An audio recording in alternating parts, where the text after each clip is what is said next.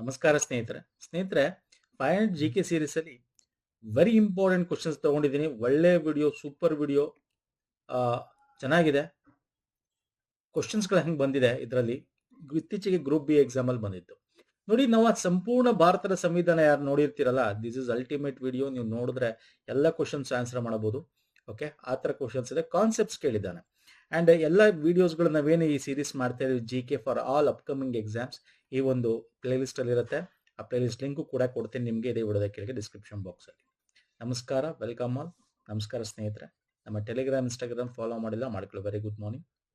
Fine, shall we start the class? Yes, ultimate ಇದೆ ಕ್ವಶನ್ಸ್ಗಳು. Detail ಆಗಿ ಓದೋಣ. ಕೆಳಗಿನ ಹೇಳಿಕೆಯನ್ನು ಪರಿಗಣಿಸಿ ಮತ್ತು ಹೇಳಿಕೆ ನೀಡದ ಕೋಡ್ಗಳನ್ನು ಬಳಸಿಕೊಂಡು ಸರಿಯಾದ ಉತ್ತರವನ್ನು ಆಯ್ಕೆ ಮಾಡಿ. ಭಾರತ ರಾಷ್ಟ್ರಪತಿಗಳು ಲೋಕಸಭೆಯಲ್ಲಿ ಬಹುಮತ ಹೊಂದಿರುವ ಪಕ್ಷದ ನಾಯಕರನ್ನು ಪ್ರಧಾನಮಂತ್ರಿಯನ್ನಾಗಿ ನೇಮಿಸುತ್ತಾರೆ. ಒಂದೊಂದೇ ಆಪ್ಷನ್ಸ್ ಓದ್ತಾ ಒಂದೊಂದೇ ಅದನ್ನ ಡಿಸ್ಕಸ್ ಮಾಡ್ತಾ ಹೋಗೋಣ. ಹೌದು ಸರ್, ಅಲ್ವಾ ಸರ್? ಭಾರತ ರಾಷ್ಟ್ರಪತಿಗಳು ತಾನೆ ಬಹುಮತ. ಈಗ ರಾಜ್ಯದಲ್ಲಿ ರಾಜ್ಯಪಾಲರುಗಳೇ ಬಹುಮತ ಇರ್ತಕ್ಕಂಥ CM ನ ಅಂದ್ರೆ ಯಾವ ಪಕ್ಷದ ಇರ್ತಾರೆ ಅವ್ರನ್ನ ಕರೀತಾರೆ. ಪ್ರಧಾನಮಂತ್ರಿಗಳು ದೇಶದ ಮುಖ್ಯಸ್ಥರಾಗಿರ್ತಾರೆ. ನೋಡಿ, ಇದು ಸರಿನಾ ಇದು? ಎಸ್. ಪ್ರಧಾನಮಂತ್ರಿಗಳು ಸಂಸತ್ತಿನ ಕೆಳಮನೆಯ ನಾಯಕರಾಗಿರ್ತಾರೆ. Yes, this is correct answer ಅಲ್ವಾ? ಲೋಕಸಭೆ ಯಾವಾಗಲೂ ಪ್ರಧಾನಮಂತ್ರಿಗಳು ಲೋಕಸಭೆಗೆ ಈ ಶುಡ್ ಬಿ ರೆಸ್ಪಾನ್ಸಿಬಲ್ ಆಗಿರ್ತಾರೆ ಅವರು. ಯಾಕಂದ್ರೆ ಲೋಕಸಭೆ ನಾವು ಜನರ ಸಭೆ ಅಂತ ಕರಿತೀವಿ. ಪ್ರಧಾನಮಂತ್ರಿಗಳು ಕೇಂದ್ರ ಸರ್ಕಾರದ ಮುಖ್ಯ ವಕ್ತಾರರು. ಹೌದು, he is the spokes person of chief ಅಲ್ವಾ? ಈಗ ಸರ್ಕಾರ ಅಂದ್ರೇನು?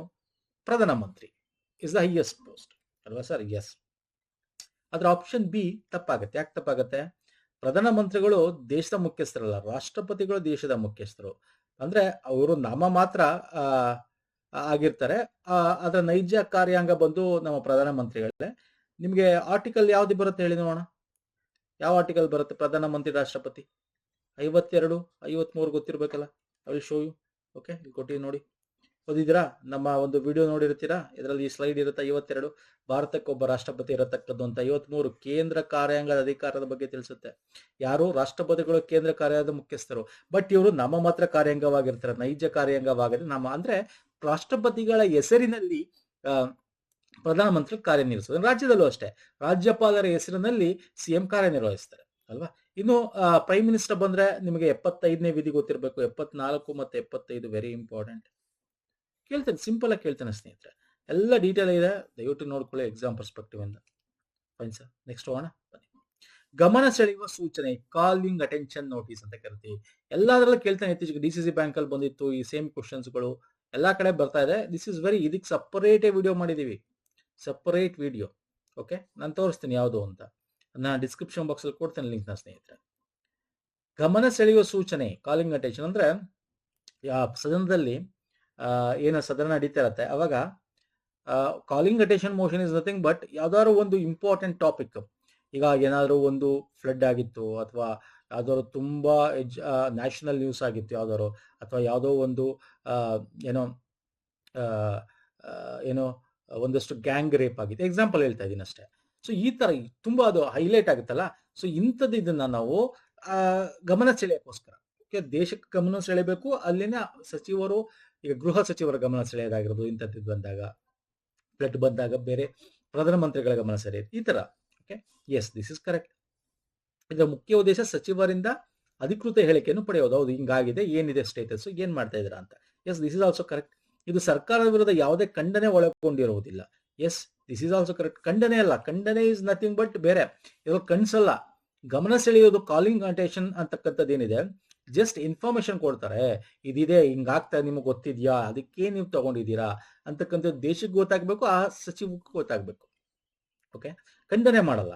ಇದು 1952ರಿಂದ ಸಂಸದೀಯ ಕಾರ್ಯವಿಧಾನದಲ್ಲಿ, ಅಂದ್ರೆ ಪಾರ್ಲಿಮೆಂಟರಿ ಪ್ರೊಸೀಜಿಂಗ್ ಅಲ್ಲಿ ಬಂತು ಇನೋವೇಷನ್ ಆಗಿ ಅಂತ ಕೇಳ್ತಾ ಇರೋದು. This is wrong. Okay, this is wrong. ಯಾಕಂದ್ರೆ 1954 ಬಂದಿರೋದು. ಓದಿದ್ದೀರಾ? ನಮ್ಮ ವಿಡಿಯೋ ನೋಡಿದ್ದೀರಾ ಸ್ನೇಹಿತರೆ? ಎಸ್, ನಮ್ಮ ಟೆಲಿಗ್ರಾಮ್ ಅಲ್ಲಿ ಶೇರ್ ಮಾಡ್ತೀನಿ, ಅಥವಾ ನಮ್ಮ ಡಿಸ್ಕ್ರಿಪ್ಷನ್ ಬಾಕ್ಸ್ ಅಲ್ಲಿ ಕೊಟ್ಟಿರ್ತೀನಿ. ಈ ವಿಡಿಯೋ ನೋಡಿದ್ದೀರಾ? ಗಮನ ಸೆಳೆಯುವ ಸೂಚನೆ ಇಲ್ಲೇ ಕೊಟ್ಬಿಟ್ಟಿದ್ದೀನಿ ನಾನು. ಇದು ಗಮನ ಸೆಳೆಯಲು ಅಧಿಕೃತ ಹೇಳಿಕೆಯನ್ನು ಪಡೆಯಲು ಅಷ್ಟೇ. ಶೂನ್ಯ ಗಂಟೆ ಡಿಫ್ರೆನ್ಸ್ ಇದೆ ಇದರಲ್ಲಿ. ನಿಮಗೆ ಅಡ್ಜಾರ್ನ್ಮೆಂಟ್ ಮೋಷನ್ ಅಂದ್ರೆ ಏನು, ಓಕೆ, ಎಲ್ಲ ಡೀಟೇಲ್ ಆಗಿದೆ ನೋಡಿ. ಈ ವಿಡಿಯೋ ನೋಡಿದ್ದೀರಾ? ಫಂಕ್ಷನಿಂಗ್ ಆಫ್ ಪಾರ್ಲಿಮೆಂಟ್ ಅಂತ, question hour, 0 hour, call attention motion, adjournment motion, privilege motion, prorogation ಅಂದ್ರೆ ಏನು, ಇನ್ನು ಡೀಟೇಲ್, ಇನ್ನೂ ಎಕ್ಸ್ಟ್ರಾ ಇನ್ಫಾರ್ಮೇಶನ್ಸ್ ಈ ವಿಡಿಯೋದಲ್ಲಿದೆ. ನೋಡಿಲ್ವಾ? ನೋಡಿ ಲಿಂಕ್ ಕೊಟ್ಟಿರ್ತೇನೆ. Is very important. ಅದರಲ್ಲೆಲ್ಲ ಇವೆಲ್ಲ ಡಿಸ್ಕಸ್ ಮಾಡ್ತೀವಿ. ಸೊ ಆಪ್ಷನ್ ಯಾವ್ದು ಸರಿ ಅಂತ ಗೊತ್ತಾಗ್ತಲ್ಲ, ಇದು 1954ರಲ್ಲಿ ಪರಿಚಯ ಆಗಿದ್ದು. Okay, it is a origin Indian innovation parliamentary practices ಅಲ್ಲಿ ಬಂದಿರತಕ್ಕಂಥ rule of procedure of house ಅಲ್ಲಿ ಮೆನ್ಷನ್ ಆಗಿದೆ. Okay, it can introduce both Lok Sabha and Rajya Sabha. ಅದು calling attention motion. Fine sir. Yes. Next one ಬಂದಿ. ಭಾರತೀಯ ಸಂಸತ್ತಿನಲ್ಲಿ ಕಾನೂನು ರಚನೆ ಹಂತದ ಸರಿಯಾದ ಅನುಕ್ರಮ ಯಾವುದು? ಅಲ್ಟಿಮೇಟ್ ಕ್ವಶನ್ ಇದು. ಯಾವಾಗಲೂ ಕೇಳಿದ ಒಂದ್ಸಲ. ಇವೆಲ್ಲ IAS ಲೆವೆಲ್ ಕ್ವಶನ್ಸ್ಗಳು ಇತ್ತೀಚೆಗೆ ಇಲ್ಲಿ ಬರ್ತಾ ಇದೆ ಸ್ನೇಹಿತರೆ. ಅಂದ್ರೆ ಈಗ ಒಂದು ಬಿಲ್ ಮಂಡಿಸ್ತಾರೆ, ಏನ್ ಮಾಡ್ತಾರೆ? Simple procedure. ಅದಕ್ಕೆ ಹೇಳೋದು, ಇದನ್ನ ನಾವು ನಿಮ್ಗೆ ಬುಕ್ ಅಲ್ಲಿ ಓದಿಲ್ಲ ಅಂದ್ರೆ ಕಾಮನ್ ಸೆನ್ಸ್ ಸ್ವಲ್ಪ ಯೂಸ್ ಮಾಡ್ಬೇಕು. Common sense is nothing but ನೀವು ಹೆಂಗೆ ಕರೆಂಟ್ ಅಫೇರ್ ಅಪ್ಡೇಟ್ ಆಗ್ತಿರ್ತೀರಾ ಅಂತ. ನೀವು ಸದನ ನಡಿಬೇಕಾದ್ರೆ ಅಲ್ಲಿ ನೋಡ್ತಾ ಇರಬೇಕು, ಪೇಪರ್ ಓದ್ತಾ ಇರಬೇಕು. ಫಸ್ಟ್ ಯಾವಾಗ್ಲೂ ಇಲ್ಲೇ ನೋಡಿ, ಈಗ ರಿಪೋರ್ಟ್ ಸ್ಟೇಜ್. ಫಸ್ಟ್ ರಿಪೋರ್ಟ್ ಮಾಡ್ತಾರ, ರಿಪೋರ್ಟ್ ಮಾಡಕ್ ಸಾಧ್ಯ ಇಲ್ಲ. ಫಸ್ಟ್ ಏನ್ ಮಾಡ್ತಾರೆ? ಇಂಟ್ರೊಡ್ಯೂಸ್ ಮಾಡ್ಬೇಕು ಬಿಲ್. ಅಂದ್ರೆ ಮೊದಲ ಓದುವಿಕೆ ಬರಬೇಕು, ಫಸ್ಟ್ ರೀಡಿಂಗ್ ಕೊಡಬೇಕು. ಸೊ ಇದಂತೂ ಅಲ್ವೇ ಅಲ್ಲ, ಫಸ್ಟ್ ಇದಾಗಕ್ ಸಾಧ್ಯ ಅಲ್ಲ ಅಲ್ಲ ಸರ್. ಇಲ್ಲಿ ಸಮಿತಿಯ ಹಂತ ಅಂತೀರ, ಸಮಿತಿ ಆಮೇಲೆ ಬರೋದು, ಇದಾಗಕ್ ಸಾಧ್ಯ ಇಲ್ಲ. ನೋಡಿರ, ಸುಮ್ಮನೆ ಕಾಮನ್ ಸೆನ್ಸ್ ಈಗ ನೋಡ್ತಾ ಇದ್ದಂಗೆ ಯೂಸ್ ಮಾಡ್ಬೋದು. ಐದರ್ ಆಪ್ಷನ್ 2, ಆಪ್ಷನ್ 4 ಇವೆರಡಲ್ಲಿ ಒಂದು. ಫಸ್ಟ್ ಯಾವುದು? ಮೊದಲ ಓದಿಕೆ ಫಸ್ಟ್. ನೋಡಿ, ಫಸ್ಟ್ ರೀಡಿಂಗ್ ಅಥವಾ ಮೊದಲ ಓದಿಕೆ ಅಂತ ಏನಂತ ಸ್ನೇಹಿತರೆ, ಬಿಲ್ ಮಂಡಿಸಿದಾಗ ಅದರ ಶೀರ್ಷಿಕೆ ಏನು? What's the title of bill? Okay, ಶೀರ್ಷಿಕೆ ಅಂತ ಕರಿತೀವಿ, ಅಥವಾ title of the bill. And ಅದರ ಆಬ್ಜೆಕ್ಟಿವ್ ಅಂದ್ರೆ ಉದ್ದೇಶ. ಆಬ್ಜೆಕ್ಟಿವ್ ಏನು, ಅದರದ್ದು ಉದ್ದೇಶ ಏನು ಅಂತ. ಓಕೆ, ಅದನ್ನ ಹೇಳ್ತಾರೆ. ಸಿಂಪಲ್. ಓಕೆ, ಆಮೇಲೆ ಸೆಕೆಂಡ್ ಏನಾಗುತ್ತೆ? ಎರಡನೇ ಓದುವಿಕೆ ಡೀಟೇಲ್ ಅದ್ರ ಬಗ್ಗೆ ಕೊಡ್ತಾರೆ. ಎರಡನೇ ಓದುವಿಕೆ ಫಸ್ಟ್, ಮೊದಲ ಓದುವಿಕೆ first one. Okay, first reading, second reading, ಎರಡನೇ ಓದುವಿಕೆ. ಓಕೆ, ಅದರಲ್ಲಿ ಡೀಟೇಲ್ ಆಗಿ ಏನೇನಿದೆ, ಇಂಪಾರ್ಟೆಂಟ್ ಪಾಯಿಂಟ್ಸ್ಗಳೇನು ಅವೆಲ್ಲ ಹೇಳ್ತಾರೆ. ಆಮೇಲೆ ಅದರಲ್ಲಿ ಒಂದಷ್ಟು ರೈಸ್ ಆಗ್ಬೋದು. ಹಾಗಾಗಿ ಏನ್ ಮಾಡ್ತಾರೆ? ಅನಲೈಸ್ ಮಾಡ್ಬೇಕಲ್ಲ ಇಂಪಾರ್ಟೆಂಟ್ ಪಾಯಿಂಟ್ಸ್ಗಳನ್ನ, ಇದು ಸರಿ ಇಲ್ಲ, ಅದು ಸರಿ ಇಲ್ಲ ಅಂತಕ್ಕಂಥದ್ದು. ಅದನ್ನ ಡಿಸ್ಕಷನ್ ಏನಾಗಿರುತ್ತೆ ಅಂದ್ರೆ, ಇದು ಓಕೆ, ಈ ಪಾಯಿಂಟ್ ಇದೆ, ಇದನ್ನ ಸ್ವಲ್ಪ ನಾವು ಮಾಡ್ಬೇಕು, ಅದಕ್ಕೆ ಒಂದು ಸಮಿತಿ ಮಾಡ್ತಾರೆ. ಅಂದ್ರೆ ಪಾರ್ಲಿಮೆಂಟರಿ ಕಮಿಟಿ ಅಂತ ಏನ್ ಕರಿತೀವಿ, ಹಾಗೆ ಸಮಿತಿಯ ಹಂತ. ಮೂರನೇದು ಬರೋದು ಸಮಿತಿಯ ಹಂತ. ಓಕೆ, ಮೂರನೇದು ಸಮಿತಿ. ಓಕೆ, ಆಮೇಲೆ ಆ ಸಮಿತಿ ಕೊಡ್ತಕ್ಕಂಥ ಎಲ್ಲ ಏನು ಅಮೆಂಡ್ಮೆಂಟ್ಗಳು ಅಥವಾ ಏನು ಇದು ಸರಿ ಇಲ್ಲ, ಅದನ್ನ ಅಪ್ಡೇಟ್ ಮಾಡ್ಬಿಟ್ಟು 4 ವರದಿ ಕೊಡ್ತಾರೆ ಸಮಿತಿಯವರು. ನೆಕ್ಸ್ಟ್ ಯಾವುದು ಸರ್? ವರದಿ. ಓಕೆ, ಐದನೇದು ಬಂದು ಥರ್ಡ್ ರೀಡಿಂಗ್. So option 4. ಈ ಥರ್ಡ್ ರೀಡಿಂಗ್ ಇದೆಯಲ್ಲ, ಅದು ಲಾಸ್ಟ್ ಬರೋದು. ಯಾಕೆಂದ್ರೆ ಅಲ್ಲಿ ಏನಾಗುತ್ತೆ ಅಂತಂದ್ರೆ, ಇವರೆಲ್ಲ ಅಪ್ಡೇಟ್ ಮಾಡ್ತಾರೆ, ಇವರು ಅಳವಡಿಸ್ಕೋತಾರೆ. ಓಕೆ, ಈ ಪಾಯಿಂಟ್ ಸರಿ ಇರಬಹುದು, ಇದು ಸರಿ ಇಲ್ಲದೆ ಇರಬಹುದು. ಆ ಕಮಿಟಿ ಇಬ್ರು ಇರ್ತಾರೆ ಅದರಲ್ಲಿ. ಓಕೆ, ಸಮಿತಿಗಳನ್ನ ಮಾಡ್ಕೊಂಡಿರ್ತಾರೆ. ಆಮೇಲೆ ಆ ಕಮಿಟಿ ಕೊಡ್ತಕ್ಕಂಥ ಅಳವಡಿಸ್ಕೊಂಡು ಆ ನೆಕ್ಸ್ಟ್ 3ನೇ ಸಲ ರೀಡಿಂಗ್ ಕೊಡ್ತಾರಲ್ಲ, ಅವಾಗ ಯಾವುದೇ ಡಿಸ್ಕಷನ್ಸ್ ನಡೆಯಲ್ಲ. ಅವಾಗ ಏನಿದ್ರು, ಯಾಕೆ ಡಿಸ್ಕಷನ್ ನಡೆಯೋದು ನಮ್ಗೆ ಎರಡನೇ ಓದುವಿಕೆ ಟೈಮಲ್ಲಿ ಡಿಸ್ಕಷನ್ಸ್ ಆಗ್ಬಿಡ್ತವೆ. ಅಲ್ಲಿ ಇದು ಸರಿ ಇಲ್ಲ, ಅದು ಸರಿ ಇಲ್ಲ. ಓಕೆ, ಕಮಿಟಿ ಮಾಡೋಣ, ಅವ್ರು ರೆಫರ್ ಮಾಡೋಣ, ಅವ್ರು ಅನಲೈಸ್ ಮಾಡ್ತಾರೆ, ಅವ್ರು ತಿದ್ದುಪಡಿ ಏನ್ ಮಾಡ್ಬೇಕು ಅಂತ ಹೇಳ್ತಾರೆ, ನೀವು ತಿದ್ದುಪಡಿ ಮಾಡ್ಕೊಳ್ಳಿ. ಆಮೇಲೆ ಲಾಸ್ಟ್ ಓದ್ತಾರಲ್ಲ, ಅವಾಗ ಏನಿದ್ರು ಥರ್ಡ್ ರೀಡಿಂಗ್ ಇಲ್ಲ. This third reading is very important. ಯಾಕಂದ್ರೆ ಇದರಲ್ಲಿ ಐದರ್ ನೀವು ಏನ್ ಮಾಡ್ಬೇಕು, ತಿದ್ದುಪಡಿ ಮಾಡಿ ಅಂತ ಹೇಳಂಗಿಲ್ಲ. Either you have to approve or reject. ಅಂದ್ರೆ ಯಾರು ಸದನದಲ್ಲಿ ಇರ್ತಕ್ಕಂಥ ಸದಸ್ಯರು, ಅವರು ವಿರೋಧ ಪಕ್ಷದಲ್ಲಾಗಿರ್ಬೋದು, ಯಾರು ಆಗಿತ್ತು. ಅರ್ಥ ಆಗ್ತಿದೆಯಲ್ಲ? ಫೈನ್ ಸರ್, ಅರ್ಥ ಆಗಿದೆ ಅನ್ಕೋತೀನಿ. ಸೊ ಅದನ್ನ ಇಲ್ಲಿ ಕೂಡ ಡೀಟೇಲ್ ಆಗಿ ಕೊಟ್ಟಿನಿ, ನೋಡ್ಕೋಬಹುದು ತಾವು. ನೋಡಿ, ಸಮಿತಿ ತನ್ನ ತಿದ್ದುಪಡಿಯನ್ನು ಸೂಚಿಸಬಹುದು, ಅದರ ಆಧಾರವಾಗಿ ತತ್ವಗಳನ್ನು ಬದಲಾಯಿಸಲು ಸಾಧ್ಯವಿಲ್ಲ. ತನ್ನ ವರದಿ ಸದನಕ್ಕೆ ಮರಳಿ ಸಲ್ಲಿಸುತ್ತದೆ. ನಂತರ ಸದನವು ಮಸೂದೆ ಪ್ರತಿಯೊಂದು ಷರತ್ತನ್ನು ಪರಿಗಣಿಸುತ್ತದೆ. ಪ್ರಸ್ತಾವಿತ ತಿದ್ದುಪಡಿ ಮೇಲೆ ಮತ ಚಲಾಯಿಸುತ್ತಾರೆ. ಮೂರನೇ ಓದಿಕೆ ಅಂಗೀಕರಿಸುವ ಅಥವಾ ತಿರಸ್ಕರಿಸುವ ಬಗ್ಗೆ ಮಾತ್ರ ಸೀಮಿತವಾಗಿದೆ. ಯಾವುದೇ ತಿದ್ದುಪಡಿಗೆ ಅನುಮತಿಸಲಾಗುವುದಿಲ್ಲ. Okay, next. ಈ ಕೆಳಗಿನ ಹೇಳಿಕೆಯನ್ನು ಪರಿಗಣಿಸಿ ಕೆಳಗೆ ನೀಡಲಾದ ಕೋಡ್ಗಳನ್ನು ಬಳಸಿಕೊಂಡು ಸರಿಯಾದ ಉತ್ತರವನ್ನು ಆಯ್ಕೆ ಮಾಡಿ. ಓಕೆ, ಸಂಸತ್ತು ಅಂಗೀಕರಿಸಿದ ಮಸೂದೆಯು ರಾಷ್ಟ್ರಪತಿ ಒಪ್ಪಿಗೆಯನ್ನು ಪಡೆದರೆ ಮಾತ್ರ ಕಾಯ್ದೆ ಆಗುವುದು. ನೋಡಿ, ಇವಾಗ ನಾವು ಓದಿದ್ವಲ್ಲ ಇನ್ನೊಂದು ಕ್ವಶನ್. ಎಸ್, ಒಂದ್ಸಲ ಅಂಗೀಕರಿಸುತ್ತೆ. ಓಕೆ, ಅಕಸ್ಮಾತ್ ಅಂಗೀಕರಿಸೋರು ಅಂತ ಇಟ್ಕೊಳ್ಳಿ. ಆ ಕೆಳಗೆ ಕಳಿಸ್ತಾರೆ ಕಾಯ್ದೆ ಆಗ್ಬೇಕಂದ್ರೆ ಆ ಮಸೂದೆ ಬಿಲ್ ಬಿಕಮ್ ಆಕ್ಟ್ ಆಗಕ್ಕೆ ರಾಷ್ಟ್ರಪತಿಯ ಸಿಗ್ನೇಚರ್ ಬೇಕು. ರಾಷ್ಟ್ರಪತಿ ಕಳಿಸ್ತಾರೆ. ಸೊ ಸಂಸತ್ತು ಅಂಗೀಕರಿಸಿದ ಮಸೂದೆಯು ರಾಷ್ಟ್ರಪತಿಗಳ ಒಪ್ಪಿಗೆಯನ್ನು ಪಡೆದರೆ ಮಾತ್ರ ಕಾಯ್ದೆ ಆಗಬಹುದು. ಕರೆಕ್ಟ್ ಅಲ್ವಾ? ಇದು ಕರೆಕ್ಟ್.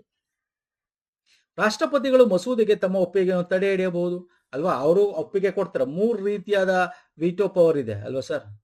ವಿಟೋ ಯಾವ್ದು ಹೇಳಿ ನೋಡೋಣ. ನೋಡಿ, ಇವೆಲ್ಲ ಇತ್ತೀಚೆಗೆ ಎಲ್ಲದರಲ್ಲೂ ಕೇಳ್ತಾನೆ. Group P, group C, DCC bank, KMF. Okay, ಅವರು ಮಸೂದೆಯನ್ನು ತಿರಸ್ಕರಿಸಬಹುದು, ಅವರು ಮಸೂದೆಯನ್ನು ತಮ್ಮ ಒಪ್ಪಿಗೆ ನೀಡಬಹುದು. ಇಲ್ಲಿ ನೋಡಿ, ಮೂರೇ ಆಪ್ಷನ್ಸ್ ಕೊಟ್ಟಿರೋದು. ದಯವಿಟ್ಟು ಅರ್ಥ ಮಾಡ್ಕೋಬೇಕಿದನ್ನ. ನಾವು ಕೂಡ ಮಾಡಿ ಇದರಲ್ಲಿ ನಮ್ಮ ಒಂದು ಇದರಲ್ಲಿ ಕೂಡ ಇದೆ ನಿಮಗೆ. ಆಪ್ಷನ್ ಸಿ ತಪ್ಪಾಗುತ್ತೆ. ABD is the right answer. ಯಾಕೆ ಆಪ್ಷನ್ ಸಿ ತಪ್ಪಾಗುತ್ತೆ? ನೋಡಿ, ತಡೆ ಹಿಡಿಯಬಹುದು ಇದೆಯಲ್ಲ, ಇಟ್ಸ್ ಇಸ್ ನಥಿಂಗ್ ಬಟ್ ತಿರಸ್ಕರಿಸಬಹುದು ರೀತಿನೇ ಅದು. ಓಕೆ, ತಿರಸ್ಕರಿಸುವುದಕ್ಕೆ ನಾವು ಅಧಿಕಾರ ಆ ಪದ ಯೂಸ್ ಮಾಡಬಾರ್ದು. ರಾಷ್ಟ್ರಪತಿಗಳು ಐದರ್ ಏನು ಇನ್ಫಾರ್ಮೇಶನ್ ಕೊಡದೆ ಅವರ ಒಂದು ಪಾಕೆಟ್ ಹಿಡ್ಕೋಬೇಕು, ಅಂದ್ರೆ ಪಾಕೆಟ್ ವೀಟೋ ಅಂತೀವಿ. ಪಾಕೆಟ್ ವೀಟೋ ಅಂತ ಕರಿತೀವಿ ಅಲ್ವಾ ಸರ್? ಇದರ್ ಅವರು ರೀಕನ್ಸಿಡರೇಷನ್ ಕೊಡಬೇಕು ಅಲ್ವಾ. ಸಸ್ಪೆನ್ಸಿವ್ ವೀಟೋ ಅಲ್ವಾ, ಅಬ್ಸಲ್ಯೂಟ್ ವೀಟೋ ಗೊತ್ತಲ್ಲ, ವೀಟೋ ಪವರ್ ಎಷ್ಟಿದೆ, 3 ರೀತಿ ಇದೆ. ಒಂದು ಅಂಗೀಕಾರ ಕೊಡಬಹುದು, ಐದರ್ ತಡೆ ಹಿಡಿಯಬಹುದು, ನೋಡಿ ತಿರಸ್ಕರಿಸಬಹುದು, ಯೂಸ್ ಮಾಡೋದು, ಅದೇ ಬ್ರಾಕೆಟ್ ಅಲ್ಲಿ ಹಾಕಿದ್ರೆ ಅದಕ್ಕೆ ತಡೆ ಹಿಡಿಯಬಹುದು ಅಂದ್ರೆ ಅಬ್ಸಲ್ಯೂಟ್ ವೀಟೋ ಅಂತ ಕರಿತೀವಿ. ತಡೆ ಹಿಡಿಯೋದು ಅಂದ್ರೆ ಅವರು ಏನೋ ಇದು ಮಾಡದೇ ಇರ್ತಕ್ಕಂಥದ್ದು, ರಿಪ್ಲೈನೇ ಮಾಡದೇ ಇರೋದು ಪಾಕೆಟ್ ವೀಟೋ. ಸಸ್ಪೆನ್ಸಿವ್ ವೀಟೋ ಬಂದು ಮೊನೊಪೊಲಿಷನ್ ಕೊಡ್ತಕ್ಕಂಥದ್ದು. ಅರ್ಥ ಆಗ್ತಿದೆಯಲ್ಲ ಸ್ನೇಹಿತರೆ? ಓಕೆ, ಇಲ್ಲಿ ಕೊಟ್ಟಿದ್ದು ನೋಡಿ, ಔಪಚಾರಿಕ ಅಧಿಕಾರ ಹೊಂದಿಲ್ಲ, ತಿರಸ್ಕರಿಸುವ ಅಧಿಕಾರ ಅವ್ರಿಗಿಲ್ಲ. ಯೂಶಲಿ ಈ ತಡೆ ಹಿಡಿಯೋದು ಇವೆಲ್ಲ ಏನಿರುತ್ತಲ್ಲ, ಈ ತಡೆ ಹಿಡಿಯಬಹುದು ಅಂತ ಕೊಟ್ಟಿಲ್ಲ. ಯೂಶಲಿ ಇದನ್ನ ಖಾಸಗಿ, ಓಕೆ, ಇಂಡಿವಿಜುವಲ್ ಬಿಲ್ಸ್ಗಳು ಇಂಥದಕ್ಕೆ ಈ ತರ ಒಂದು ಇದು ಯೂಸ್ ಮಾಡ್ತಾರೆ. ಯಾಕೆಂತಂದ್ರೆ ಅದು ಕರೆಕ್ಟ್ ಆಗಿರಲ್ಲ, ಯಾಕಂದ್ರೆ ಪ್ರಾಪರ್ ಆಗಿದ್ರೆ ಅದನ್ನು ಅಪ್ರೂವ್ ಮಾಡ್ತಾರೆ. ಯೂಶಲಿ ಆ ತರದನ್ನೆಲ್ಲ ತಡೆ ಹಿಡಿತಾರೆ ಮೋಸ್ಟ್ ಪ್ರಾಬಬ್ಲಿ. ಓಕೆ, ನೆಕ್ಸ್ಟ್ ಬರ್ತೇನೆ. ಈ ಕೆಳಗಿನ ಹೇಳಿಕೆಗಳನ್ನು ಪರಿಗಣಿಸಿ ಕೆಳಗೆ ನೀಡಲಾದ ಕೋಡ್ಗಳನ್ನು ಬಳಸಿಕೊಂಡು ಸರಿಯಾದ ಉತ್ತರವನ್ನು ಆಯ್ಕೆ ಮಾಡಿ. ಯುವ ಪೀಳಿಗೆ ಸಂಸತ್ತಿನ ಅಭ್ಯಾಸಗಳು ಮತ್ತು ಕಾರ್ಯವಿಧಾನವನ್ನು ಪರಿಚಯಿಸಲು ಯುವ ಸಂಸತ್ತನ್ನು ಪ್ರಾರಂಭಿಸಲಾಯಿತು. ನೋಡಿ, youth parliament. Okay, youth parliament ಬಗ್ಗೆ ಅಂದ್ರೆ ಹೆಂಗ್ ನಡೆಯುತ್ತೆ, ಈಗಿನ ಯೂತ್ಗಳು ಮುಂದೆ ಅವರು ಕೂಡ ಗೌರ್ಮೆಂಟ್ ಇದರಲ್ಲಿ ಪಾರ್ಟಿಸಿಪೇಟ್ ಮಾಡಬೇಕು, ಹೆಂಗೆ ಡಿಸ್ಕಷನ್ಸ್ ಆಗ್ಬೇಕು ಅನ್ನೋದೊಂದು ಮಾಕ್, ಓಕೆ, ಅಣುಕು ರೀತಿ ಮಾಡ್ತಕ್ಕಂಥದ್ದು. ಹೌದು, ಆಪ್ಷನ್ 1 ಕರೆಕ್ಟ್. ಯುವ ಜನರು ಮನಸ್ಸಿನಲ್ಲಿ ಶಿಸ್ತು ಮತ್ತು ಸಹಿಷ್ಣುತೆ ಮನೋಭಾವವನ್ನು ತುಂಬಲು ಇದು ಮಾಡ್ತಕ್ಕಂಥದ್ದು. Yes, option 2 correct. ವಿದ್ಯಾರ್ಥಿ ಸಮುದಾಯದಲ್ಲಿ ಪ್ರಜಾಪ್ರಭುತ್ವದ ಮೂಲ ಮೌಲ್ಯಗಳನ್ನು ಬೆಳೆಸಲು. Yes, option 3 correct. ಯೂಶಲಿ ವಿದ್ಯಾರ್ಥಿಗಳನ್ನ 18 25 ವರ್ಷ ಇರೋರ್ನ ಕನ್ಸಿಡರ್ ಮಾಡಿ ಇದನ್ನು ಮಾರ್ಕ್ ಮಾಡ್ತಾರೆ. ಇದನ್ನ ಎಲ್ಲಿ ಬಾಂಬೆಲಿ ಫಸ್ಟ್ ಮಾಡಿದ್ರು ಇದನ್ನ, ಬಾಂಬೆಲಿ. ಓಕೆ, ಅಂದ್ರೆ ಮುಂಬೈ 4ನೇ ಅಖಿಲ ಭಾರತ ಸಚೇತಕ ಸಮ್ಮೇಳನ ಶಿಫಾರಸಿನ ಮೇರೆಗೆ ಯುವ ಸಂಸ್ಥೆ ಯೋಜನೆ ಪ್ರಾರಂಭಿಸಲಾಯಿತು. ಹೌದು, ಮುಂಬೈಲಿ ಈ ಒಂದು 4th ಯೂತ್ ಪಾರ್ಲಿಮೆಂಟ್ ಯಾವಾಗ ಅಂದ್ರೆ ಆಲ್ ಇಂಡಿಯಾ ವಿಪ್ಸ್ ಕಾನ್ಫರೆನ್ಸ್ ಅಲ್ಲಿ ಅವರು ಫಸ್ಟ್ ಮಾಡಿದ್ದು. ಹಾಗಾಗಿ ಎಲ್ಲ ಆಪ್ಷನ್ ಕೂಡ ಸರಿಯಾಗಿದೆ. ಯಾವಾಗ? 1962ರಲ್ಲಿ. ಇದು ನಾವು 1960-67ರಲ್ಲಿ ಅಣಕು ಸಂಸತ್ತು ಯೋಜನೆ ಎಂದು ಕೂಡ ಪರಿಶೀಲನೆ ಮಾಡ್ತಾ ಇದ್ವಿ, ಮರುನಾಮಕರಣ ಮಾಡ್ತೀವಿ. ಎಲ್ಲ ಆಪ್ಷನ್ ಕರೆಕ್ಟ್. ನೆಕ್ಸ್ಟ್, ವಿಧಾನ ಪರಿಷತ್ತಿನ ಕುರಿತು ಈ ಕೆಳಗಿನ ಹೇಳಿಕೆಗಳನ್ನು ಪರಿಗಣಿಸಬೇಕು. ಇದು ಈಸಿ ಕ್ವಶನ್ ಒನ್ಸ್ ಅಗೇನ್ ಅಲ್ವಾ ಸರ್? 1-2 ಜನರ ನಾವು ಸ್ಥಳೀಯ ಸಂಸ್ಥೆಗಳಿಂದ ಆರಿಸಿ ಕಳಿಸ್ತೀವಿ. ಎಸ್, ಆಪ್ಷನ್ 1 ಕರೆಕ್ಟ್ ಇದೆ ಅಲ್ವಾ ಸರ್? ಸ್ಥಳೀಯ ಸಂಸ್ಥೆಗಳು. ಮತ್ತೆ ವಿಧಾನ ಇದು ಯಾವುದು, ಇನ್ನೊಂದು 1/3 ಇದೆ, ಯಾವುದು ಸರ್? ರಾಜ್ಯ ಶಾಸಕಾಂಗ ಇಲ್ಲಿದೆ ನೋಡಿ, ಅದು ಕೊಟ್ಟಿದ್ದಾನೆ ಆಪ್ಷನ್. Very good.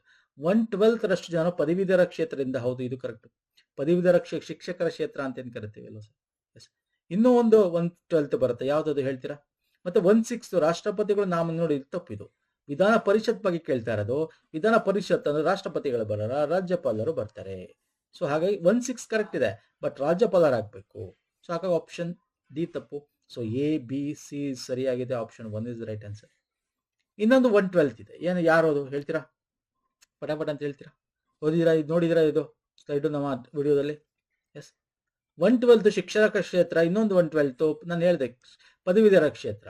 ಸೊ ಎರಡೂ ಕೂಡ 1/12. ಇದನ್ನ ನೆನ್ಪಿಟ್ಕೋಬಹುದು ಆರಾಮಾಗಿ ಸ್ನೇಹಿತರೆ. ವಿಧಾನಸಭೆ ಮತ್ತೆ ನಮ್ಮ ಸ್ಥಳೀಯ ಸಂಸ್ಥೆ, ಗ್ರಾಮ ಪಂಚಾಯತ್, ಜಿಲ್ಲಾ ಪಂಚಾಯತ್, ಅಲ್ಲಿಂದ 1/3.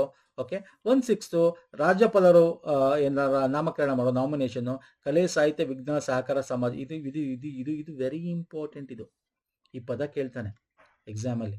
ಹೆಂಗ್ ಕೇಳ್ತಾನೆ? ರಾಜ್ಯಪಾಲರು ಯಾವ ಒಂದು ವರ್ಗದಲ್ಲಿ ಅಥವಾ ಒಂದು ಫೀಲ್ಡ್ ಅಲ್ಲಿ ಹೆಸರು ಮಾಡಿರತಕ್ಕಂಥವ್ರು ರಾಜ್ಯಪಾಲ ನಾಮಕರಣ ಮಾಡ್ತಾರೆ ಅಂತ. ಯಾವುದು? ಕಲೆ, ಸಾಹಿತ್ಯ, ವಿಜ್ಞಾನ, ಸಹಕಾರ, ಸಮಾಜ, ಚಳವಳಿ ಮತ್ತು ಸಮಾಜ ಸೇವೆ. ಇದು ಗೊತ್ತಿಲ್ಲ. 172, 73 ವಿಧಿಗಳು ತುಂಬಾ ಇಂಪಾರ್ಟೆಂಟ್. 30 ವರ್ಷ ವಯಸ್ಸಾಗಿರ್ಬೇಕು ಅವ್ರಿಗೆ. Okay, minimum age. ಅರ್ಥ ಆಗ್ತಿದೆ ಅನ್ಕೋತೀನಿ ಸ್ನೇಹಿತರೆ. ನೋಡಿ, ಇವೆಲ್ಲ ಡೀಟೇಲ್ ಕ್ವಶನ್ಸ್ಗಳು ನಿಮಗೆ ಚೆಕ್ ಮಾಡ್ತಕ್ಕಂಥದ್ದು. ಇನ್ನು ಮಸ್ತಾಗಿದೆ ಕ್ವಶನ್ಸ್ಗಳು. ಅಸಂವಿಧಾನಿಕ ಸಂಸ್ಥೆಗಳು, ಕಾನ್ಸ್ಟಿಟ್ಯೂಷನ್, ನಾನ್ ಕಾನ್ಸ್ಟಿಟ್ಯೂಷನ್ ಬಾಡಿ ಬಗ್ಗೆ 3-4 ಕ್ವಶನ್ಸ್ ತುಂಬಾ ಚೆನ್ನಾಗಿದೆ. ಕೇಳಿದ್ದಾನೆ, ಡೀಟೇಲ್ ಆಗಿ ಕೇಳಿದ್ದಾನೆ.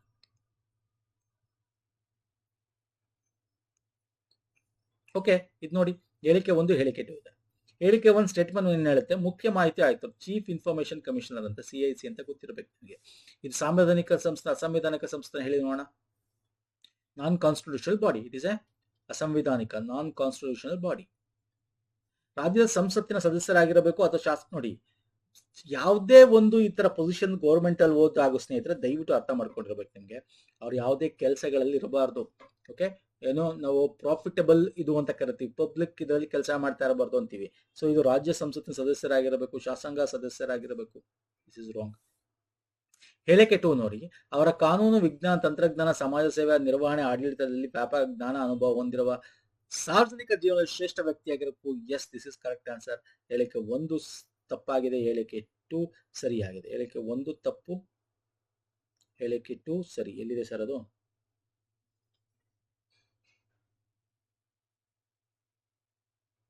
ಓಕೆ, ಇದು ಏನಾಗಬೇಕು? ಹೇಳಿಕೆ 2 ಸರಿಯಾಗಿದೆ. ಆಪ್ಷನ್ ಇದು, option 2 is the right answer, option 1 ಅಲ್ಲ. ಓಕೆ, ಇವರು ಅಧಿಕಾರಾವಧಿ ಎಷ್ಟು ಗೊತ್ತಿರಬೇಕು? 3 ವರ್ಷ ಆರ್ 65 ಇಯರ್ಸ್. ಎಷ್ಟು ಜನ ಇರ್ತಾರೆ? 1+3 ಅಂದ್ರೆ 3ಕ್ಕಿಂತ ಹೆಚ್ಚಿರಬಾರ್ದು ಅಂತಿದೆ. Okay, I will show you. ಈ ಸ್ಲೈಡ್ ನೋಡಿದ್ರೆ ಗೊತ್ತಿರುತ್ತೆ. ಬಹು ಸದಸ್ಯ ಸಂಖ್ಯೆ ಇರುತ್ತೆ, ಒಬ್ಬ ಕೇಂದ್ರ ಜಾಗೃತ ಆಯುಕ್ತರು ಮತ್ತು 3ಕ್ಕಿಂತ ಹೆಚ್ಚಿರಬಾರ್ದು. ಇವರು ಆಯ್ಕೆ ಮಾಡೋದು ತ್ರಿಸದಸ್ಯ. ರಾಷ್ಟ್ರಪತಿಗಳಿರ್ತಾರೆ, ರಾಜ್ಯ ಪ್ರಧಾನಮಂತ್ರಿಗಳಿರ್ತಾರೆ, ಲೋಕಸಭೆಯ ವಿರೋಧ ಪಕ್ಷದ ನಾಯಕ ಅಂತ ಅತಿ ದೊಡ್ಡ ಪಕ್ಷದ ನಾಯಕ ಇರ್ತಾನೆ, ಜೊತೆಗೆ ಗೃಹ ಸಚಿವರು. ಇವ್ರನ್ನ ಆಯ್ಕೆ ಮಾಡ್ತಕ್ಕಂಥದ್ದು. ಇದು ಅಸಂವಿಧಾನಿಕ ಸಂಸ್ಥೆ. ಅಂಡ್ 3 ವರ್ಷ 65, 3 ವರ್ಷ ಆಗಬೇಕು, ನೋಡ್ಕೊಳ್ಳಿ. 3 ವರ್ಷ 65 ವರ್ಷಗಳಾಗಿರಬೇಕು. ಓಕೆ, ಸೊ ನೆಕ್ಸ್ಟ್ ಬಂದ್ಬಿಡ್ತೀನಿ. ಭಾರತ ರಾಷ್ಟ್ರೀಯ ಮಾನವ ಹಕ್ಕುಗಳ ಆಯೋಗದ ಮೊದಲ ಅಧ್ಯಕ್ಷ ಯಾರು? Ultimate question. ಈಗಿನವರು ಯಾರು ಮೊದಲ ಅಧ್ಯಕ್ಷ? 2 ಆಪ್ಷನ್ಸ್ ಇದೆ ಇದರಲ್ಲಿ. ಈಗಿನವರು ಯಾರು ಹೇಳಿ ನೋಡೋಣ. ಮೊದಲ ಅಧ್ಯಕ್ಷರು ಇದು ಬಂದು ನ್ಯಾಯಮೂರ್ತಿ Ranganath Mishra is the first one. Present 2026 ಅಲ್ಲಿ ಯಾರು ಹೇಳಿ ನೋಡೋಣ. 2026 ಅಲ್ಲಿ ಇರೋರು ಅರುಣ್ ಮಿಶ್ರಾ, ಈಗ ಅಟ್ ಪ್ರೆಸೆಂಟ್ ಇರ್ತಕ್ಕಂಥದ್ದು 2026 ಓಕೆ, ಸೊ ಇದು ನೋಡ್ಕೊಳ್ಳಿ. ಅಂಡ್ ಇಲ್ಲಿ ಮಾನವನ ಹಕ್ಕು ಆಯೋಗ, it is A constitutional body and non constitutional body. Once again comment ಮಾಡಿ ನೋಡೋಣ, ಕಮೆಂಟ್ ಮಾಡಿ. ಇದೊಂದು ಸಂವಿಧಾನಿಕ ಸಂಸ್ಥೆ ಇದು ಕೂಡ. ಓಕೆ, ಅಂಡ್ ಇಲ್ಲಿ ಇವರ ಅದು ಎಷ್ಟು ಜನ ಸದಸ್ಯರು ಅದು ಗೊತ್ತಿರಬೇಕು ನಿಮ್ಗೆ. Very important, this is very very very important. It is a quasi judicial ಬಾಡಿಗಳು ಅಂತ ನಾವು ಕರಿತೀವಿ. ಓಕೆ, ಫಸ್ಟ್ ಚೇರ್ ಪರ್ಸನ್ ನಾನು ನಿಮ್ಗೆ ಹೇಳಿದೆ 1993-96 justice Ranganath Mishra, second justice Arun Mishra. And ಇಲ್ಲಿ ನೋಡೋದಾದ್ರೆ ಇವ್ರನ್ನು ಕೂಡ ಆಯೋಗದ ಅಧ್ಯಕ್ಷರು ಸದಸ್ಯರನ್ನು ಸಲಹಾ ಸಮಿತಿ ಶಿಫಾರಸಿನ ಮೇರೆಗೆ ಮಾಡ್ತಾರೆ. ಯಾರು? ಪ್ರಧಾನಮಂತ್ರಿ ಅಧ್ಯಕ್ಷತೆ ಸಲಹಾ ಸಮಿತಿ, ಲೋಕಸಭಾ ಅಧ್ಯಕ್ಷ, ಉಭಯ ಸದನಗಳ ಅಧ್ಯಕ್ಷರು ಇರ್ತಾರೆ ಮತ್ತು ಕೇಂದ್ರ ಗೃಹ ಸಚಿವರು ಇರ್ತಾರೆ. ಅಂಡ್ ಇವರ ಅಧಿಕಾರಾವಧಿ 5 ವರ್ಷ ಆರ್ 70 ವರ್ಷ, ಯಾವ್ದು ಮೊದಲಾಗುತ್ತೆ ಅದು 5 or 70 years. ಅಂಡ್ ಇದ್ರಲ್ಲಿ ಯಾರ್ಯಾರು ಇರ್ತಾರೆ? ಇದರ ಅಧ್ಯಕ್ಷರು ಯಾರು? ಸುಪ್ರೀಂ ಕೋರ್ಟ್ ನ CJI ಅಥವಾ ಸುಪ್ರೀಂ ಕೋರ್ಟ್ ನ ಯಾರು ನ್ಯಾಯಾಧೀಶ, ಐದರ್ ಮುಖ್ಯ ನ್ಯಾಯಮೂರ್ತಿ ಅಥವಾ other justice of supreme court. Okay, ಇದರಲ್ಲಿ ಯಾರ್ಯಾರು ಮಹಿಳಾ ಸದಸ್ಯರು ಇರ್ತಾರೆ? ಇದರಲ್ಲಿ 3 ಜನ ಸದಸ್ಯರು ಇರ್ತಾರೆ, ಅದರಲ್ಲಿ ಒಬ್ಬ ಕನಿಷ್ಠ ಮಹಿಳೆ ಇರಬೇಕು. ಓಕೆ, ಇದು 2019 ಅಮೆಂಡ್ ಮಾಡಿರೋದು, ಇವೆಲ್ಲ ಗೊತ್ತಿರಬೇಕು ಸ್ನೇಹಿತರೆ. ನಿಮ್ಮ ಹಳೆ ಬುಕ್ ಇದ್ರೆ ಅದರಲ್ಲಿ ಅಪ್ಡೇಟ್ ಮಾಡ್ಕೊಳ್ಳಿ. ಆಮೇಲೆ ಇದರಲ್ಲಿ ಇತರ ಸದಸ್ಯರು ಕೂಡ ಇರ್ತಾರೆ. ನೋಡಿ, ಇದು ಅಲ್ಟಿಮೇಟ್ ಇದು. ಯಾಕೆಂತಂದ್ರೆ ಇದರಲ್ಲಿ ಸದಸ್ಯರು ಯಾರು ಇರ್ತಾರೆ ಗೊತ್ತಾ? ಮಾನವ ಹಕ್ಕುಗಳಲ್ಲಿ ನಿಮ್ಗೆ SC/ST ಕಮಿಷನ್ ನಲ್ಲಿ ಅಧ್ಯಕ್ಷರಿರ್ತಾರೆ, ಅವರು ಸದಸ್ಯರಾಗಿರ್ತಾರೆ. ಓಕೆ, ಪರಿಷ್ಠ ಜಾತಿಗಳ ಆಯೋಗ, ಪಂಗಡ ಮತ್ತು ಹಿಂದುಳಿದ ವರ್ಗಗಳ ಆಯೋಗ, ಮಕ್ಕಳ ಹಕ್ಕುಗಳ ಆಯೋಗ ಮತ್ತೆ ವಿಕಲಚೇತನ ಆಯೋಗ ಎಲ್ಲ ಕೂಡ ಇರ್ತಾರೆ ಇದರಲ್ಲಿ, ಎಲ್ಲ ಕೂಡ. ಜೊತೆಗೆ ಮಹಿಳಾ ಆಯೋಗದ ಅಧ್ಯಕ್ಷರು ಕೂಡ ಇದರ ಸದಸ್ಯರಾಗಿರ್ತಾರೆ.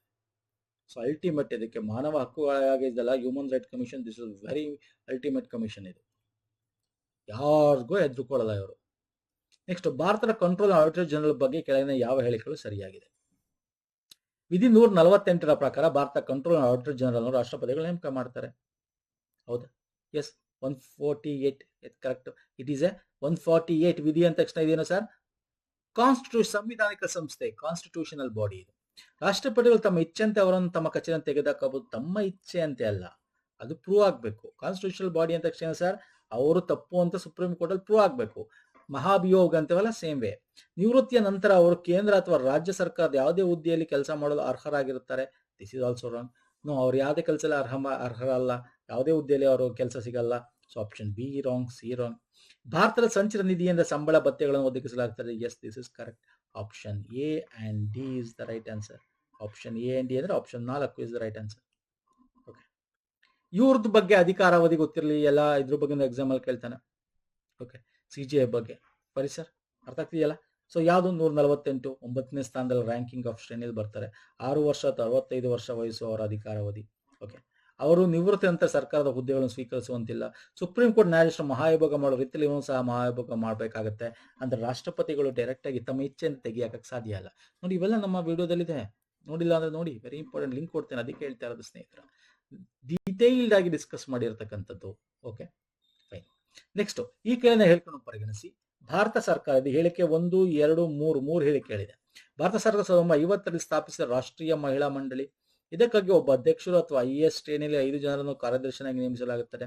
1992 ನಡುವೆ ಶ್ರೀಮತಿ ಜಯಂತಿ ಪಟ್ನಾಯಕ್ ಅವರು ಮೊದಲ ಅಧ್ಯಕ್ಷರಾಗಿ ಸೇವೆ ಸಲ್ಲಿಸಿದರು. ನೋಡಿ, ಆಪ್ಷನ್ ಹೇಳಿಕೆ 1 ಮತ್ತು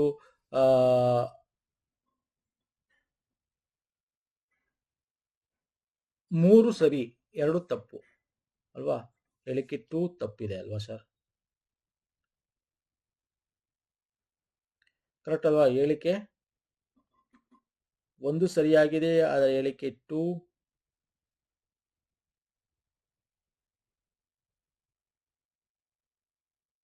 ನೋಡಿ, ಆಕ್ಚುಲಿ ಹೇಳಿಕೆ 2 ತಪ್ಪಾಗುತ್ತೆ ಅನ್ಸುತ್ತೆ ಅಲ್ವಾ? ನೋಡಿ, 1950ರಲ್ಲಿ ಸ್ಥಾಪಿಸಿದ ಮಹಿಳಾ ಮಂಡಳಿ 92-95 ನಡುವೆ ಶ್ರೀಮಂತ್ ಜಯಂತ್ ಪಟ್ನಾಯಕ್ ಅವರು ಮೊದಲ ಅಧ್ಯಕ್ಷರಾಗಿದ್ದರು ಅನ್ನೋದಿದೆಯಲ್ಲ, ದಟ್ ಇಸ್ ರಾಂಗ್ ಆಗುತ್ತೆ. ಸೊ ಆಪ್ಷನ್ ಸಿ 1 ಸರಿಯಾಗಿದೆ,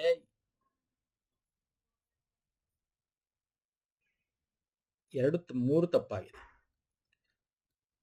ಓಕೆ, 1 ಸರಿ. 1 second. Oh, I am wrong. 1990 ಆಗ್ಬೇಕಿದು. Okay, no problem. ಇಲ್ಲಿ ಆಪ್ಷನ್ ನಮಗಿದೆ ಸ್ನೇಹಿತರೆ. ಆಕ್ಚುಲಿ 1 ತಪ್ಪು, ಆಪ್ಷನ್ 3 ಸರಿ. ಅಂದ್ರೆ 1 ಮತ್ತು 2 ತಪ್ಪು, ಆಪ್ಷನ್ 1 ಹೇಳಿಕೆ ತಪ್ಪು, ಯಾಕಂದ್ರೆ 1990 ಆಗೋದು ಅಲ್ವಾ ಸರ್? ಸೊ ಹೇಳಿಕೆ 3 ಸರಿಯಾಗಿದೆ. ಹೇಳಿಕೆ 3 ಸರಿಯಾಗಿದೆ ಅಂದ್ರೆ ಆಪ್ಷನ್ 1 and 2 ತಪ್ಪಾಗಿರ್ಬೇಕು ಅಲ್ವಾ ಸರ್? 1 ಹೇಳಿಕೆ ಸರಿಯಾಗಿದೆ. ಯಾವ ಆಪ್ಷನ್ ಸರಿಯಾಗುತ್ತೆ ಇಲ್ಲಿ? 1, 2 ಸರಿಯಾಗಿದೆ, ಹೇಳಿಕೆ 3 ತಪ್ಪಾಗಿದೆ. ಹೇಳಿಕೆ 3 ಸರಿಯಾಗಿದೆ, ಹೇಳಿಕೆ 2 ತಪ್ಪಾಗಿದೆ. ಇಲ್ಲಿ ಯಾವುದೋ ಆಪ್ಷನ್ಸ್ ನಿಮಗೆ ಕ್ವಶನ್ ಪೇಪರ್ ಅಲ್ಲಿ ಸರಿಯಾಗಿ ಕೊಟ್ಟಿಲ್ಲ ಅನ್ಕೋತೀನಿ. ಸಿ ನೋಡಿ, ಫಸ್ಟ್ ಅರ್ಥ ಮಾಡ್ಕೋಣ ಕ್ವಶನ್. ಇದು ಬಂದಿದ್ದು ಒಂದು ಶಾಸನಾತ್ಮಕ ಸಂಸ್ಥೆ ಅಲ್ವಾ? 1990 ಆಕ್ಟ್ ಅಲ್ಲಿ ಬರುತ್ತೆ, ರಾಷ್ಟ್ರೀಯ ಮಹಿಳಾ ಆಯೋಗ. ಓಕೆ, ಸೊ ಹಾಗಾಗಿ ಹೇಳಿಕೆ 1 ತಪ್ಪು ಅಲ್ವಾ ಸರ್? ಹೇಳಿಕೆ 2 ತಪ್ಪಾಗಿದೆ. ಯಾಕೆ ತಪ್ಪು? ಇದರಲ್ಲಿ ನೋಡಿ, ಅವ್ನು ಕರೆಕ್ಟಾಗಿ ಕೊಡ್ಬೇಕಾಯ್ತು. For it 1 president and IAS ranking 5 people appointed secretary. ನೋಡಿ, 1 ಪ್ರೆಸಿಡೆಂಟ್, ಸೆಕ್ರೆಟರಿ ಸಪರೇಟ್, 5 ಜನ ಸೆಕ್ರೆಟರಿಗಳಿರಲ್ಲ. ಅದಕ್ಕೆ ತಪ್ಪು. ಮೋಸ್ಟ್ಲಿ ಅವನು ಇದು ಸರಿ ಅನ್ಕೊಂಡು ಅಥವಾ ಒಂದು ಪ್ರಿಂಟಿಂಗ್ ಮಿಸ್ಟೇಕ್ ಮಾಡಿರ್ಬೇಕು ಕ್ವಶನ್ ಪೇಪರ್ ಅಲ್ಲಿ ಇದರಲ್ಲಿ. ಓಕೆ, ಇದು ಪ್ರಿಂಟಿಂಗ್ ಮಿಸ್ಟೇಕ್ ಆಗಿರ್ಬೇಕು. ಯಾಕಂತಂದ್ರೆ 5 people are appointed as secretary ಅಂತಿದೆ. ನೋ, ಅದರಲ್ಲಿ ನ್ಯಾಷನಲ್ ವುಮೆನ್ ಕಮಿಷನ್ ಅಲ್ಲಿ ಒಬ್ಬ ಅಧ್ಯಕ್ಷರು ಇರ್ತಾರೆ, 5 ಜನ ಸದಸ್ಯರ ಮತ್ತು ಒಬ್ಬ ಸದಸ್ಯ ಕಾರ್ಯದರ್ಶಿನಾಗಿ ಒಳಗೊಂಡಿರುತ್ತೆ. ಹಂಗಾಗಿ that is also wrong. Mostly ಅವನು ಏನ್ ಮಾಡಿದ್ದಾನೆ ಅಂದ್ರೆ ಇಲ್ಲಿ ಆಪ್ಷನ್ ಇಲ್ಲಿ ನಮಗೆ ಆಪ್ಷನ್ಸ್ ಕರೆಕ್ಟಾಗಿ ಕೊಟ್ಟಿಲ್ಲ. ಅವನು ಇದನ್ನ ಪ್ರಿಂಟಿಂಗ್ ಅಲ್ಲಿ ಅಂದ್ರೆ ಒಬ್ಬ ಸದಸ್ಯ, 5 ಜನ ಸದಸ್ಯ, IAS ಶ್ರೇಣಿ 5 ಜನರು ಸದಸ್ಯ ಅಂತ ಕೊಟ್ಟು ಪ್ಲಸ್ ಒಬ್ಬ ಕಾರ್ಯದರ್ಶಿ ಅಂತ ಇಲ್ಲಿ ಕೊಡಬೇಕಾಗಿತ್ತು. ಅವ್ನು ಕೊಟ್ಟಿಲ್ಲ, ಏನೋ ಮಿಸ್ಟೇಕ್ ಆಗಿರಬೇಕು. ಹಂಗಾಗಿ ಅವನು ಏನ್ ಮಾಡಿದ್ದಾನೆ ಇಲ್ಲಿ ಆಪ್ಷನ್ ಅಲ್ಲಿ ಹೇಳಿಕೆ 2 ಕೂಡ ಸರಿ, ಹೇಳಿಕೆ 3 ಸರಿ ಅನ್ನೋದನ್ನ ಅವ್ನು ಮಾಡ್ಕೊಂಡಿದ್ದಾನೆ. ಹೇಳಿಕೆ 2, 3 ಸರಿ ಆಗಿದ್ರೆ ಆಪ್ಷನ್ ಅವನ ಪ್ರಕಾರ ಆಪ್ಷನ್ 1 ಸರಿ ಆಗಿರುತ್ತೆ. ಗೊತ್ತಿಲ್ಲ ಕೀ ಆನ್ಸರ್ ಏನ್ ಕೊಟ್ಟಿದ್ದ ಅಂತ ನೋಡಿಲ್ಲ ನಾನು. ಬಟ್ ಸಿ, ಇಲ್ಲಿ ಇವನ್ ಪ್ರಕಾರ ಹೇಳಿಕೆ 1 ತಪ್ಪು, ಹೇಳಿಕೆ 2, 3 ಸರಿ. ಬಟ್ ನಮ್ ಪ್ರಕಾರ, ಯಾಕಂದ್ರೆ ಇದು ಅವನ ಒಂದು ಪ್ರಿಂಟಿಂಗ್ ಮಿಸ್ಟೇಕ್ ಆಗಿರೋದ್ರಿಂದ ಸೇಮ್ ಕ್ವಶನ್ ಪೇಪರ್ ತಂದಿರೋದು ನಾನು. ಸೊ ಹಾಗಾಗಿ ಇಲ್ಲಿ ನಮಗ್ ಬೇಕಾಗಿರೋ ಆಪ್ಷನ್ಸ್ ಇಲ್ಲ. ಹೇಳಿಕೆ 1, 2 ತಪ್ಪು, ಹೇಳಿಕೆ 3 ಸರಿಯಾಗಿದೆ ಅನ್ನೋದಿಲ್ಲ. ಓಕೆ, ಸೊ ಈ ತರ ಆಗುತ್ತೆ ಒಂದೊಂದ್ಸಲ. ಯಾಕಂದ್ರೆ ನೋಡಿ, ನಾವು ಇದ್ರ ಬಗ್ಗೆ ಡೀಟೇಲ್ ಆಗಿ ಮಾಡಿದ್ವಿ ಮಹಿಳಾ ಆಯೋಗದ ಬಗ್ಗೆ. ಕೇಂದ್ರ ಸರ್ಕಾರ ನೇಮಿಸಲ್ಪಟ್ಟ 5 ಮಂದಿ ಸದಸ್ಯರನ್ನು ಒಳಗೊಂಡಿರುತ್ತೆ ಮತ್ತು ಒಬ್ಬ ಅಧ್ಯಕ್ಷ ಇರುತ್ತೆ. ಓಕೆ, ಇಲ್ಲೇ ಕೊಟ್ಟಿದ್ವಿ ನೋಡಿ, ಕೇಂದ್ರ ಸರ್ಕಾರ ನೇಮಿಸಲ್ಪಟ್ಟ ಒಬ್ಬ ಸದಸ್ಯ ಕಾರ್ಯದರ್ಶಿಯಾಗಿ ಹೊಂದಿರುತ್ತದೆ. ಕ್ಲೀನ್ ಆಗಿ ಕೊಟ್ಟಿದ್ದೀವಿ ನಾವು. ಓಕೆ, ಇವೆಲ್ಲ ನಾವು ಡಿಸ್ಕಸ್ ಮಾಡಿದೀವಿ ನಮ್ಮ ಒಂದು ವಿಡಿಯೋದಲ್ಲಿ ಸ್ನೇಹಿತರೆ. ಕ್ವೆಶ್ಚನ್ ಹೆಂಗಿತ್ತೆ ಅಂತ ಹೇಳಿ, ಎಸ್ ಒಂದೊಂದ್ ಕಡೆ ನಿಮಗೆ ರಾಂಗ್ ಇರುತ್ತೆ ಅವರ ಒಂದು ಕ್ವಶನ್ಸ್ಗಳು ಒಂದು ಆಪ್ಷನ್ಸ್ಗಳು, ಏನೋ ಮಾಡೋಕ್ಕಾಗಲ್ಲ, ಅದನ್ನ ಚೆಕ್ ಮಾಡ್ಕೊಳ್ಳಿ. ಅಂಡ್ ಇಷ್ಟ ಆಗಿದ್ರೆ ವಿಡಿಯೋ ಲೈಕ್ ಮಾಡಿ, ಶೇರ್ ಮಾಡಿ, ಸಬ್ಸ್ಕ್ರೈಬ್ ಮಾಡ್ಕೊಳ್ಳಿ. ಓಕೆ, ನಮ್ಮ ಈ ಒಂದು ವಿಡಿಯೋ ಏನಿದೆ ನೋಡಿ, ವೆರಿ ಇಂಪಾರ್ಟೆಂಟು. ಟೆಲಿಗ್ರಾಮ್ ಚಾನಲ್ ಕೂಡ ಶೇರ್ ಮಾಡ್ತೀನಿ, ಟೆಲಿಗ್ರಾಮ್, ಇನ್ಸ್ಟಾಗ್ರಾಮ್. ಓಕೆ, ಲಿಂಕ್ಸ್ಗಳು ಪ್ಲೇ ಲಿಸ್ಟ್ ಇದೇ ವಿಡಿಯೋದ ಕೆಳಗೆ ಡಿಸ್ಕ್ರಿಪ್ಷನ್ ಬಾಕ್ಸಲ್ಲಿ ಕೊಡಿರ್ತೀನಿ. Before ending this session any doubts ಇರೋ ಕಮೆಂಟ್ ಮಾಡಿ. ನೆಕ್ಸ್ಟ್ ವಿಡಿಯೋ ಪುನಃ ಸಿಗ್ತೀನಿ. ನಮಸ್ಕಾರ, ಧನ್ಯವಾದಗಳು. Thank you so much.